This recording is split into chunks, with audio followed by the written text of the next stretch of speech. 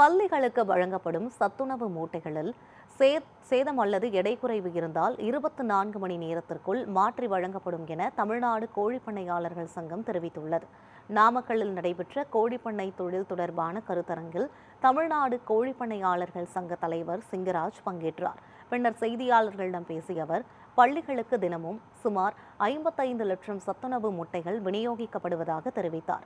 போக்குவரத்தின் போது சேதமடைந்த முட்டைகள் இருந்தால் 24 மணி நேரத்திற்குள் தகவல் தெரிவித்தால் அவை மாற்றி வழங்கப்படும் என்றும் 45 கிராமுக்கும் குறைவான எடையுள்ள முட்டைகளும் மாற்றி வழங்கப்படும் என்றும் கூறினார்.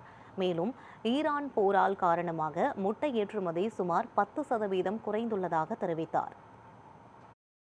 சத்துணவு முட்டையில் என்னன்னா ஒரு நாள் ஒன்றுக்கு 50 55 முட்டை விநியோகம் பண்ணுது. அது 55 லட்சம் முட்டை விநியோகம் பண்ணுது. இதுல என்னன்னா எல்லாம் செக்ரிகேட் பண்ணி தான் மேக்ஸிமம் எல்லாருமே அதை பண்ணி தான் பண்ணிட்டு இருக்காங்க. அது பண்றப்ப ஏதாவது ஒரு சில தவறுகள் ஒரு ஆட்கள் பண்றப்ப ஏதாவது கொஞ்சம் மாற வாய்ப்பு இருக்குங்க. அதுல 1-2 முட்டைகள் வந்தாலுமே என்ன பண்றோம்னா, தகவல் தெரிஞ்ச உடனே அடுத்த 24 மணி நேரத்துல மாத்தி விட்டுறோம். தகவல் தெரிவிச்சாலும் வித்தின் 24 ஹவர்ஸ் சேஞ்ச் பண்ணி விட்டோம்னு வச்சுங்களேன்.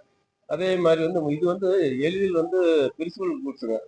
முட்டை டிரான்ஸ்போர்ட்ல எடுத்துட்டு போறப்ப என்ன ஆகுது, 1-2 முட்டை உடஞ்சதுன்னா அது அது பக்கத்துல இருக்கிற முட்டையை ஒரு நாள் 2 நாள் அப்படியே ஏதாவது இருந்ததுனாவே கெட்டு போயிருந்து வச்சுங்களேன். இதுக்கு தான் நாங்க என்ன பண்றோம்னா, தகவல் கொடுத்தாங்கன்னா கொடுத்த உடனே அந்தந்த மையத்துக்கு 24 மணி நேரத்துக்கு முட்டையை மாத்தி கொடுத்துறோம்.